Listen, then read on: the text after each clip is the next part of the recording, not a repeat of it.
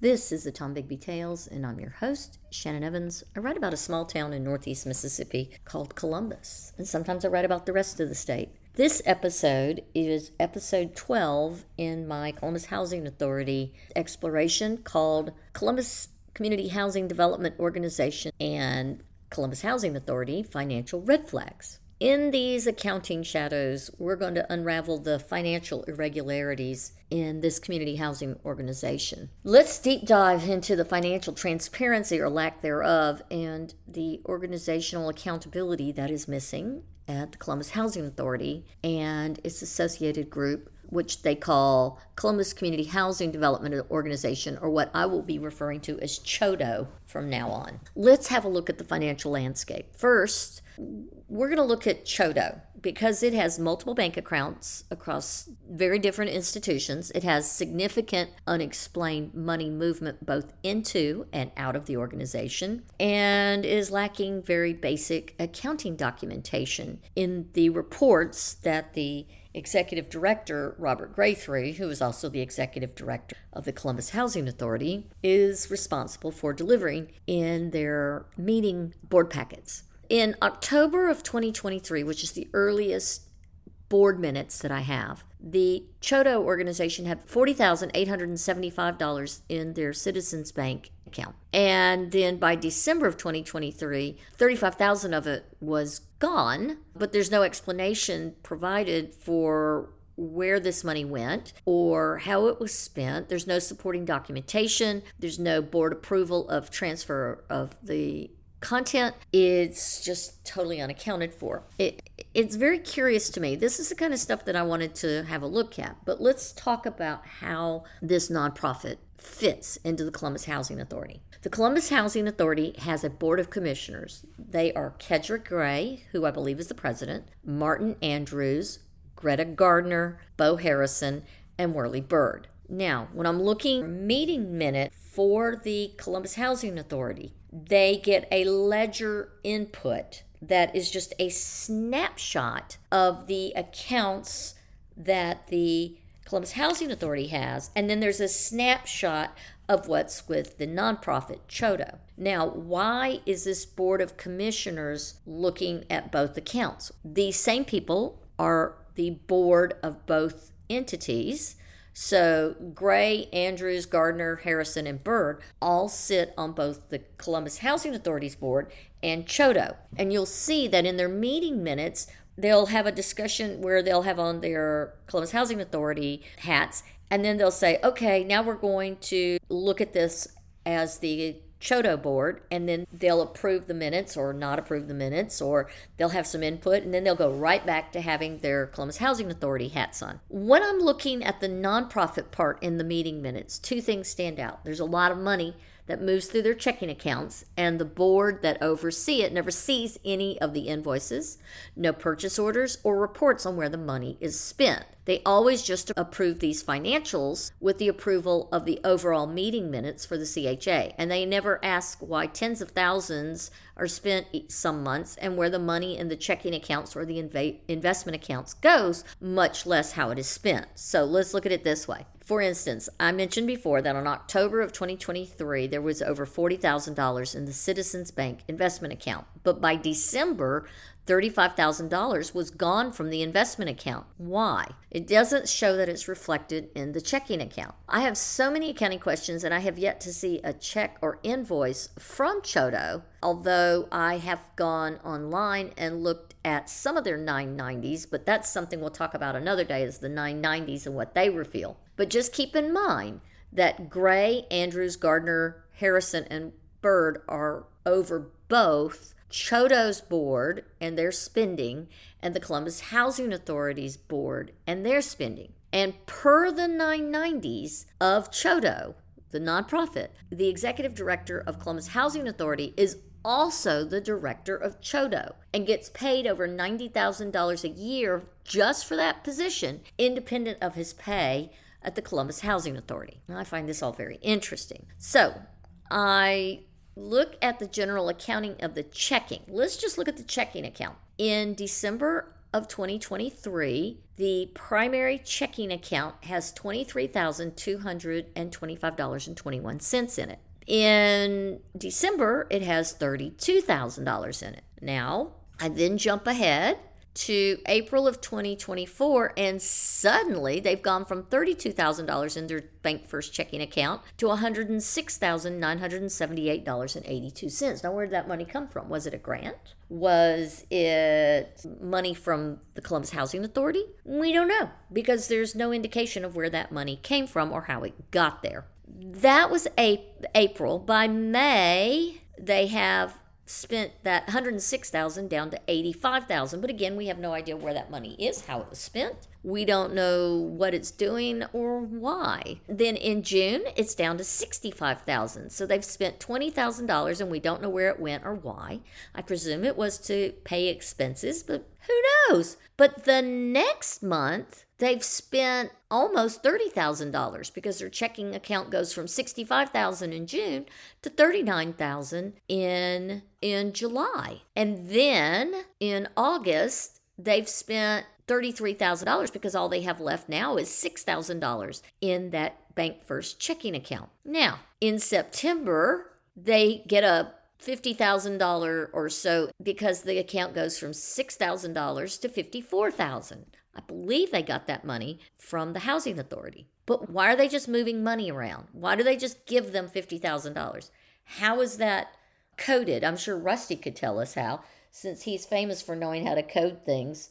So HUD will cover expenses. So then the next month, that's September, October, they've now gone from $54,729 in their Bank First checking account to $140,000 in their bank account. So the up and down motion of this bank account is very interesting. And then in November, they've gone from $140,000 to $112,000. And then by Christmas, they've gone from $112,000 in November to $87,000 in December. That's all 2024. And then January of 2025, the Bank First checking account has gone from $87,000 to $6,000. So that's an interesting number. And then in February, it's gone up to $22,000 in the checking account. And then in March, it jumps from $22,000 to $103,981.12. So that's an $80,000 jump. So where did that money come from? These are all just crazy numbers for a board to just meet and sign, and there's no discussion. There's nothing in the meeting minutes that says where the money went. Did anyone even ask? There's no comparison. They don't know what was spent the month before, unless maybe they had their former meeting minutes with them. There's just so many questions about the accounting practices. But let's get back to the Columbus Housing Authority bookkeeping. I have the financials there, and I have the bank statements, and I have the fronts of each check written between October 2023 and April 2025. So what is notable is what is missing from 98% of those checks. There are no invoice numbers or purchase order numbers, and absolutely no contract numbers associated on any of those checks. So how do they and the vendors reconcile the checks to their outstanding bills? These are just basic accounting practices, and that is a heartburn for me, which leads me to the most egregious issue of the checking account are the violations of their own two-party signature policy. In other words, their organization requires two signatures for all their checks. Yet, on March 28, 2024, check number 44028 to the Mississippi Tax Office has but one signature. Now, if you could even call it that, it is initialed, and it's not even clear.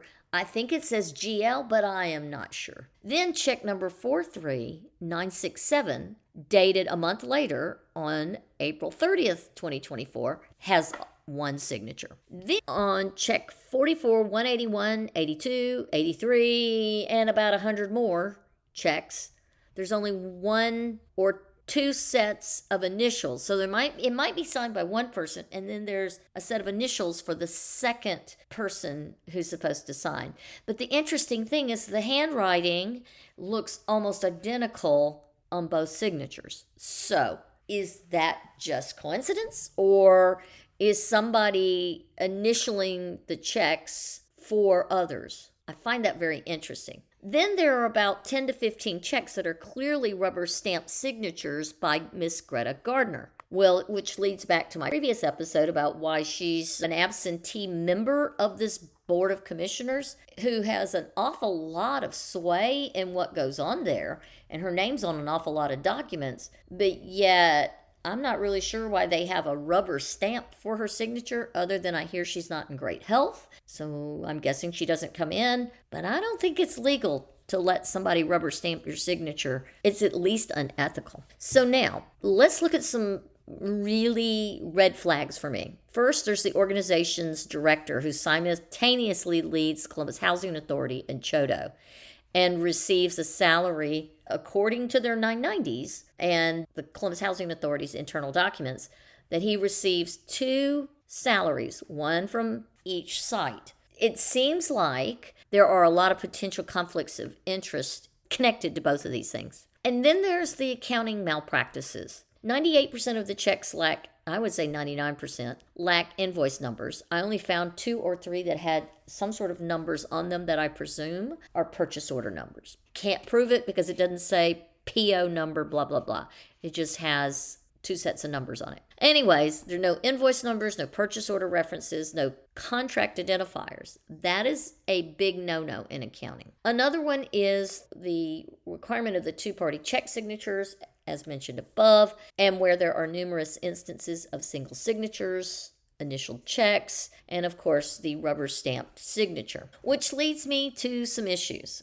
Does Robert Guthrie, who's doing the accounting, actually have this accounting degree he purports to have from the University of Southern Mississippi? For someone who serves in such an important position and is doing the accounting and making so many egregious errors and serving as the comptroller and the executive director of 2 organizations side by side, that accounting degree is critical to his credentials. So if he doesn't have them, then I have some bigger. These are some very questionable financial management practices that he's initiating, not to mention the others that I've uncovered previously. The $50,000 he spent on travel in 12 months, it's actually over $50,000. The poorly maintained financial ledgers, and these inconsistent accounting practices. I do believe this is all extraordinarily bad practice and possibly in non-compliance with state and national HUD guidelines. The initials on these checks appear to be RG for Robert Guthrie,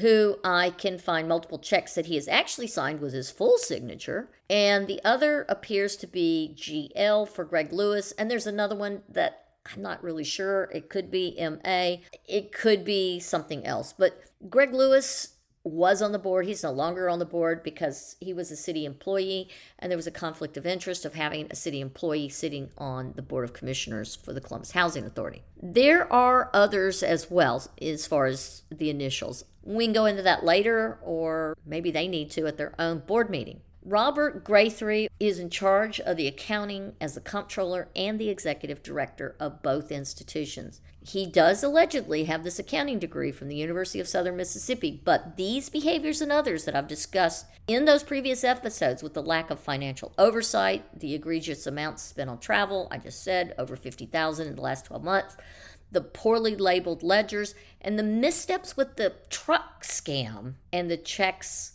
before and after the truck scam was identified, where they sent a second check after that to Nancy Thomas before they had to cancel it when they realized they'd made a mistake just a couple of weeks ago, all has me curious.